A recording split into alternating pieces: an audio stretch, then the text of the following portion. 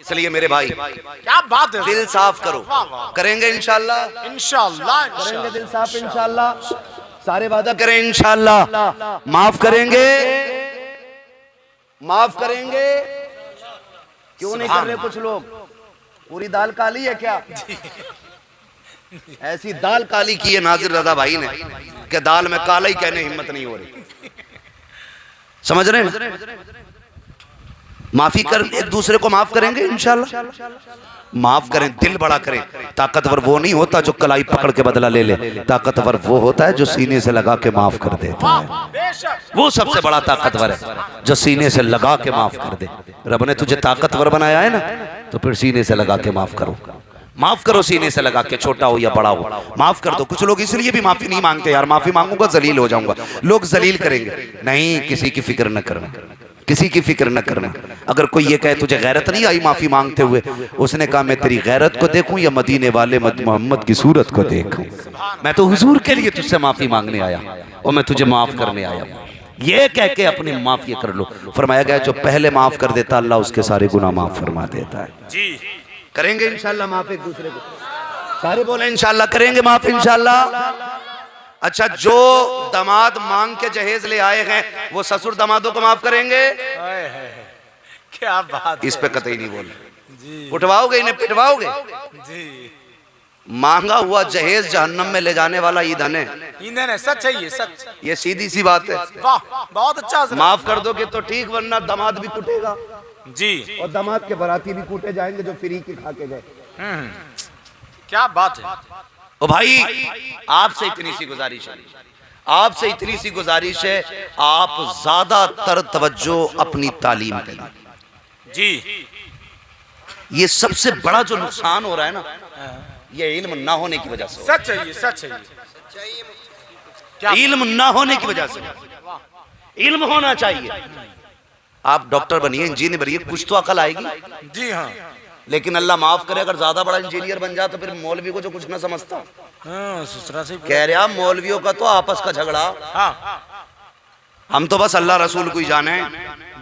और जब चला गया ना किसी बड़ी यूनिवर्सिटी में साइंस का स्टूडेंट बन के, फिर कह रहा मैं तो खुदा को ही नहीं मानता जी। दहरिया ही बन के निकल गया। फिर वो खुदा को ही नहीं मान रहा।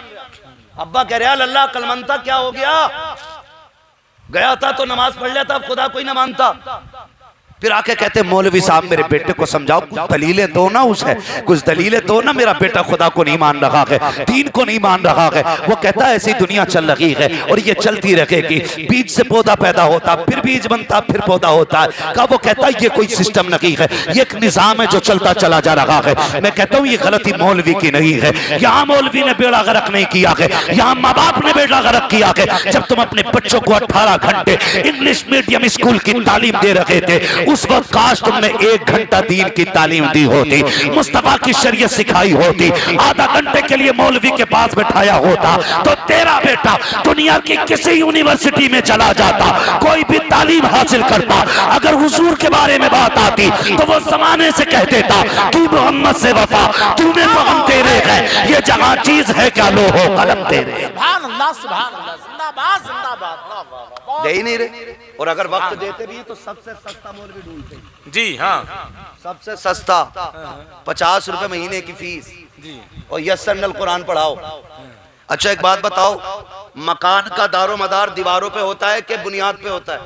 बुनियाद पर बोलिए। आप बोले बुनियाद पे होता है कि नहीं? बुनियाद जैसी होगी इमारत, जोर से इमारत, जोर से बोलो इमारत वैसी होगी। तुमने बच्चा उठाया, दे दिया 50 रुपए वाले हाफिज जी के हवाले, 50 रुपए वाला पढ़ा रहा ए बेले फेले में शेरे फे हैं, और ये हो गया 28 साल का। फिर नाम ऐसे ये बुढ़ापे तक भी नहीं पढ़ पाया, क्योंकि तुमने बुनियाद जो है ना वो 50 रुपए वाली रखवाई थी। जी, बहुत अच्छी बात। 50 रुपए वाली। हम कायदा पढ़ाने के लिए सबसे आसान हाफिज जी ढूंढते जो रोटी भी ना खाए, हवा खाए। हमारे लल्ला को पढ़ा दे कायदा, लल्ला कायदा पढ़ गया तो कह रहे मदरसे भेज दो, फिर वो सीधा हो रहा हो जाएगा जी। सच है। फिर वो सीधा नहीं होता है। भाई बच्चों की जिंदगी का फैसला आप इतने सस्ते में क्यों करते हैं? वाह क्या बात। आप काबिल आलिम रखो बच्चों को पढ़ाने के लिए, काबिल रखो। आप तारीख पढ़ें अपने बुजुर्गों की, छोटे मोटे से वो शुरू नहीं कराया करते थे जी। हाँ, छोटे छोटे मौलवियों से बच्चों की तालीम का आगाज नहीं होता था। किसी को गौसे पाक की गोद में डाला जाता था, वाह सुभान अल्लाह। किसी को निजामुद्दीन औलिया की गोद में डाला जाता था, किसी को जाकर के बाबा फरीद की गोद में डाल दिया जाता था। बुनियादें ऐसी होती थी तब लोग साबिर पाक बन के निकला करते थे। सुभान तो अल्लाह। बुनियादें मजबूत करें। हमने बुनियाद कमजोर की अपने बच्चों की, तो इब्तदा पढ़ाने के लिए भी मजबूत मौलवी होना चाहिए। कैसा रखेंगे? कैसा? इंजीनियर बनेगा तो खाली दुनिया का फायदा होगा, बेटा आलिम बनेगा दुनिया और आखिरत दोनों का फायदा होगा। इसलिए बेटों को दीन भी सिखाएं, शरीयत सिखाएं, बहुत ज्यादा जरूरी है, बहुत ज्यादा जरूरी है। बुरा मत मानिएगा मेरी बात का।